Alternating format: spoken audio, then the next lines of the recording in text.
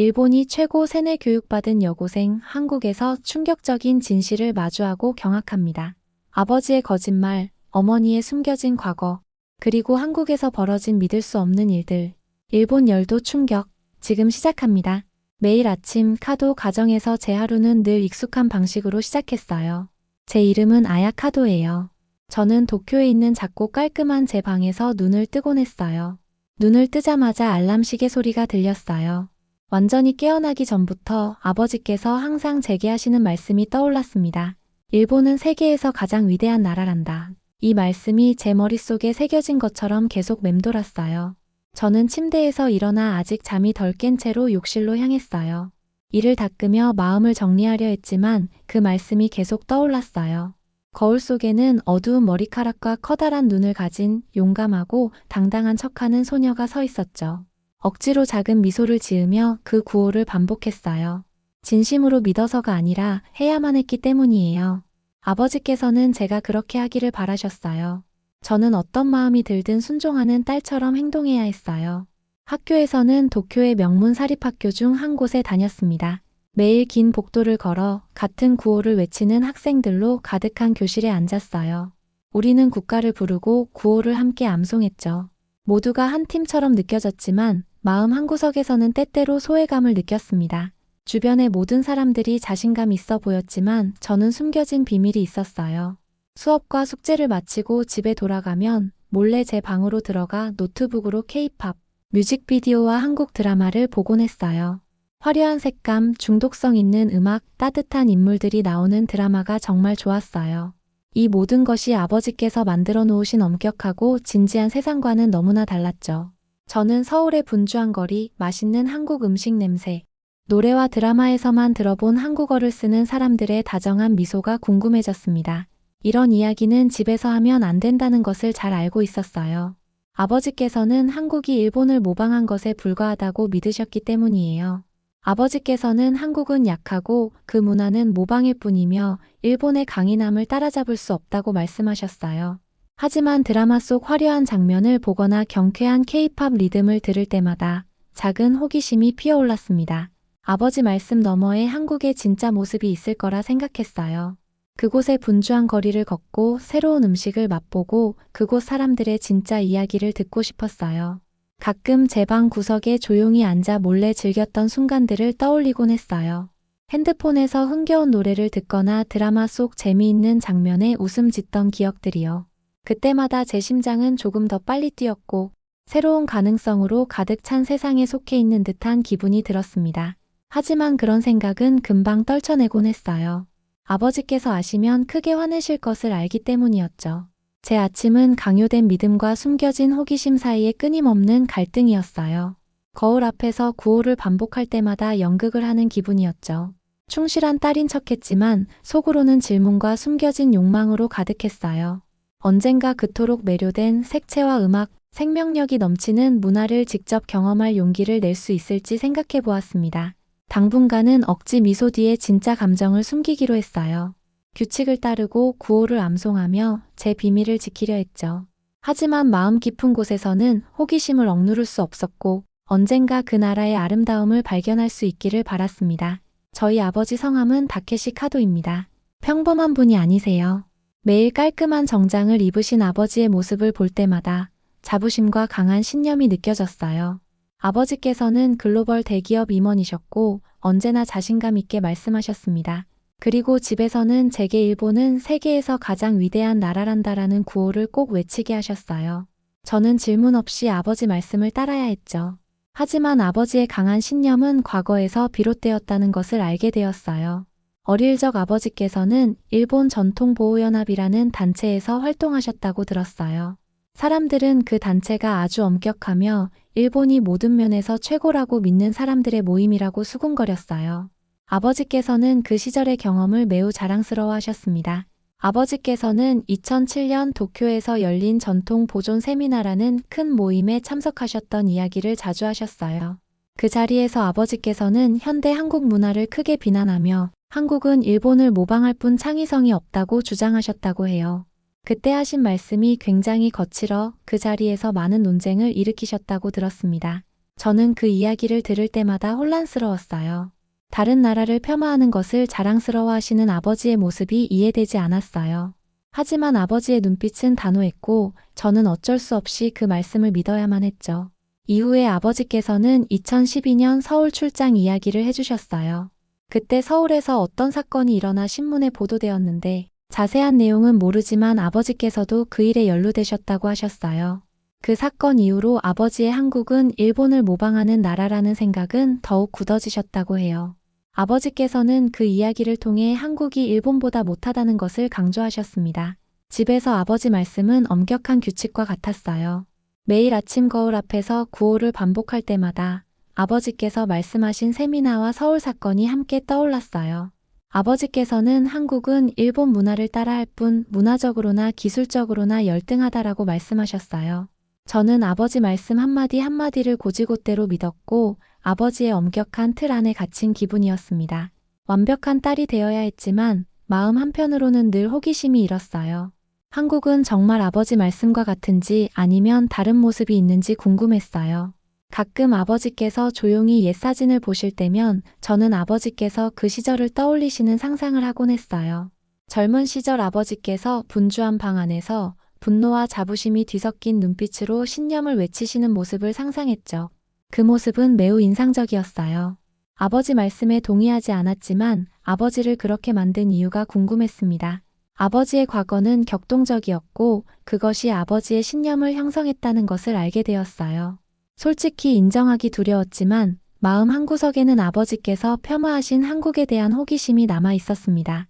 아버지 말씀대로 구호를 외우면서도 제 마음은 늘 갈등했어요. 몰래 한국 드라마를 보거나 케이팝을 들을 때면 저도 모르게 미소 지으며 살아있는 듯한 기분을 느꼈습니다.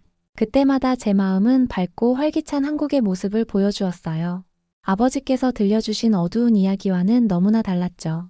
조용히 생각에 잠길 때면 화면 속 한국의 모습이 아버지 말씀보다 더 진실에 가까울지도 모른다고 생각했어요. 엄격하고 차가운 아버지의 과거와 달리 제게는 다채롭고 생기 넘치는 세상이 펼쳐져 있었어요.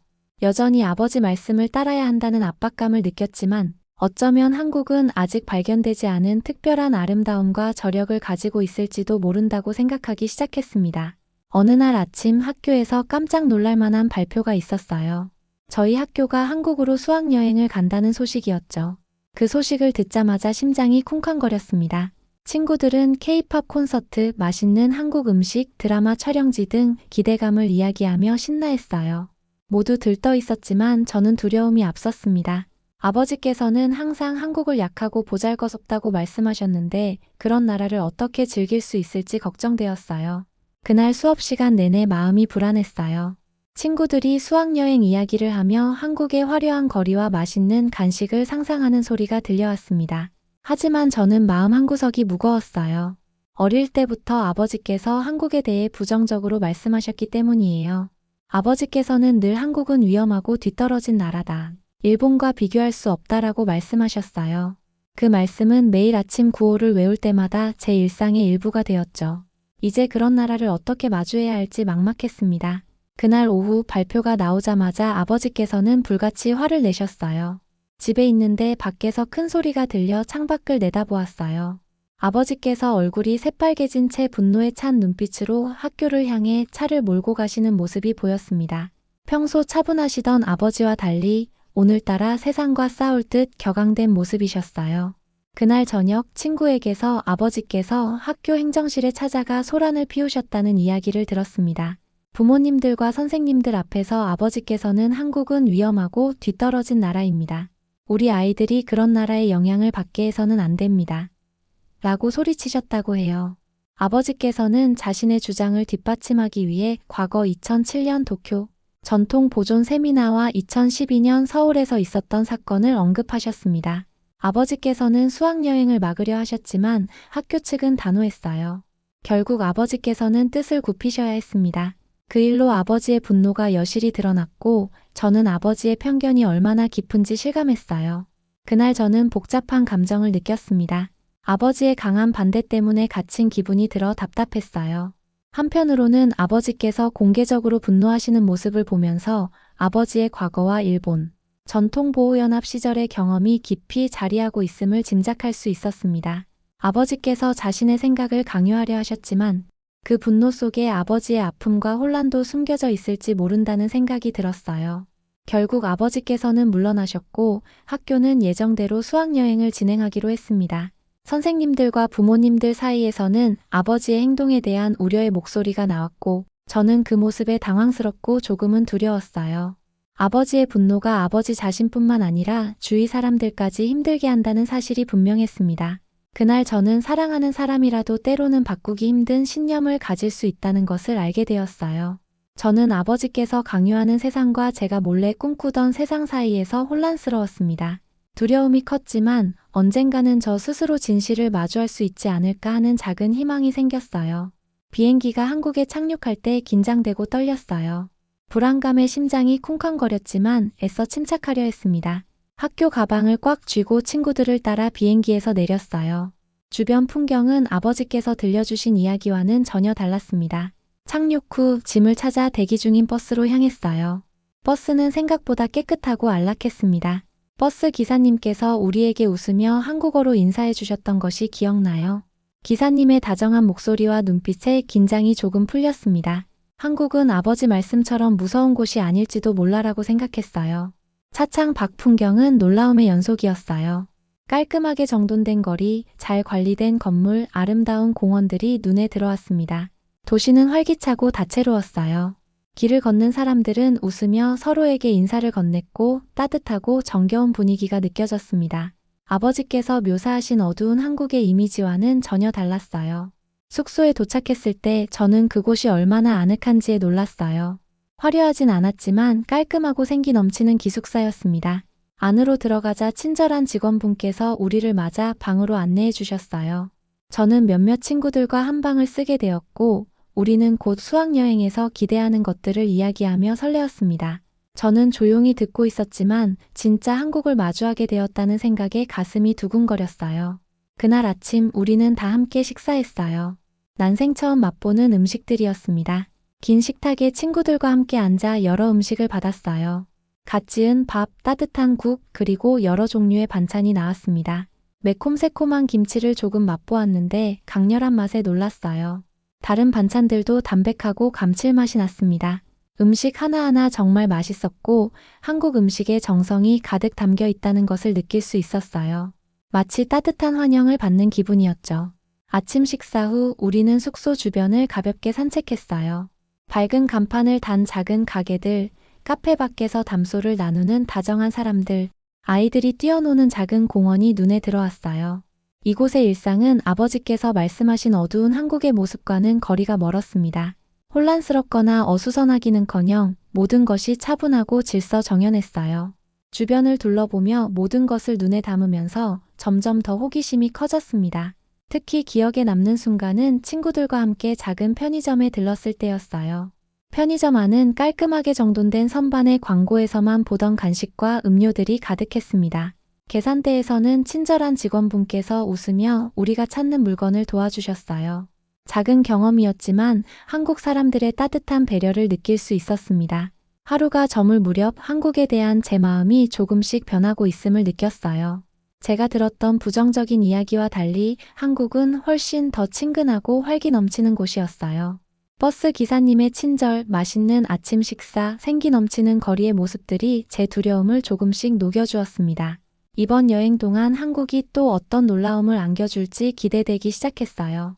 한 가지 확실한 것은 제가 아버지 말씀처럼 단편적인 모습이 아닌 한국의 더 큰 그림을 보고 있다는 사실이었죠. 어느 날 친구들과 함께 한국 전통시장을 방문했어요. 처음에는 시장이 어수선하고 혼란스러울 거라는 이야기를 많이 들어 긴장되고 떨렸습니다. 하지만 시장 안으로 들어서자 놀라움을 금치 못했어요. 시장은 온갖 색깔과 생기로 가득했습니다. 가판대는 깔끔하게 정돈되어 있었고 상인분들은 모두 따뜻하고 진심 어린 미소로 손님들을 맞이했어요. 마치 활기차고 에너지 넘치는 완전히 다른 세상에 들어선 기분이었죠. 시장의 좁은 골목길을 천천히 걸었어요. 여기저기 신선한 과일과 채소를 담은 바구니가 보였고 구운 고기와 향신료 냄새가 코를 자극했습니다. 한가판대에서는 인심 좋아 보이는 아주머니께서 떡볶이를 만들고 계셨어요. 떡볶이는 매콤하면서도 달콤했습니다. 한 입 베어 물 때마다 깊은 맛이 느껴졌고 정성과 전통이 깃든 음식이라는 것을 알 수 있었어요. 그리고 김밥도 맛보았습니다. 가볍고 맛있었고 부드러우면서도 쫄깃한 김과 잘 어우러졌어요. 모든 음식이 정말 맛있어서 감탄했어요. 시장 구경을 마친 후 우리는 조용한 골목길에 있는 작은 찻집으로 향했습니다. 찻집은 분주한 시장과 달리 고즈넉하고 평화로운 분위기였어요. 몇몇 친구들과 함께 낮은 탁자에 둘러앉았고 할머니 한 분께서 우리에게 정성스레 전통 한국 차를 내어주셨습니다. 차는 따뜻하고 은은한 맛이 났고 한 모금 마실 때마다 마음까지 따뜻해지는 기분이었어요. 차 한 잔은 단순한 음료가 아니라 오랜 역사와 문화를 담고 있는 듯 했습니다. 할머니께서 차와 관련된 이야기를 들려주셨는데 모든 과정에 얼마나 많은 정성과 존경이 담겨 있는지 알 수 있었어요. 그날 늦은 오후 우리는 경복궁을 방문했습니다. 책이나 TV에서 본 사진은 그 웅장함을 다 담아내지 못했어요. 실제로 본 경복궁은 웅장하고 아름다웠습니다. 한국 전통 건축물의 유려한 곡성과 웅장함에 압도되었어요. 고운 한복을 차려입은 많은 한국 사람들이 눈에 띄었습니다. 그들은 즐겁게 사진을 찍고 웃으며 경복궁을 거닐고 있었어요. 경복궁을 거닐다 한 할아버지께서 다가오셔서 한국 역사를 들려주셨습니다.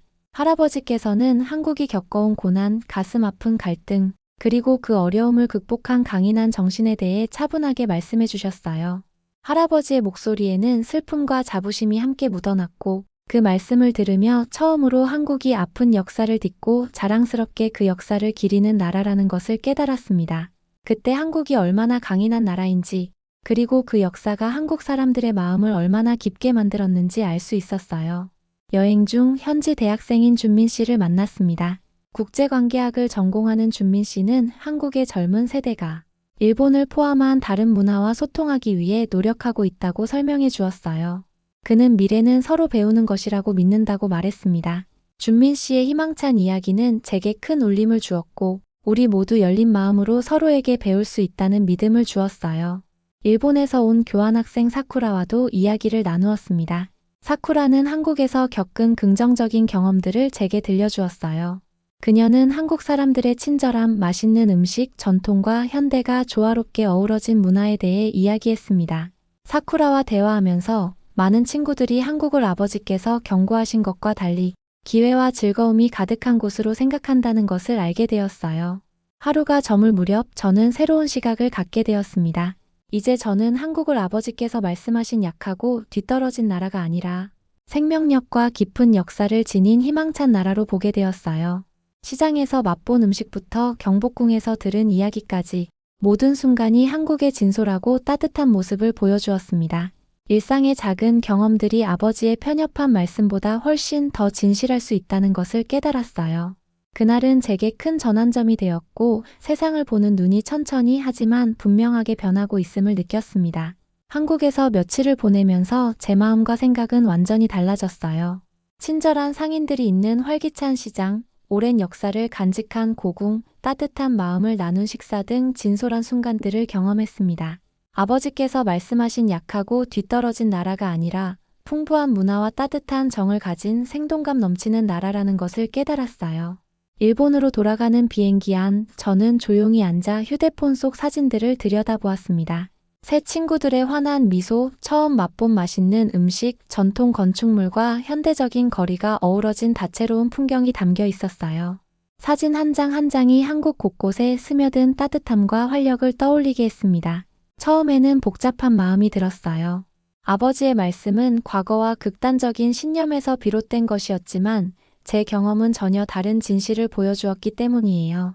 한국은 생명력과 아름다움, 강인함으로 가득한 곳이었어요. 비행 내내 제가 보고 느낀 것들을 되새겼습니다.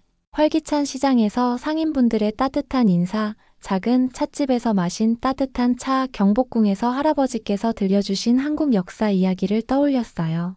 이 모든 기억이 제게 큰 희망을 안겨주었습니다.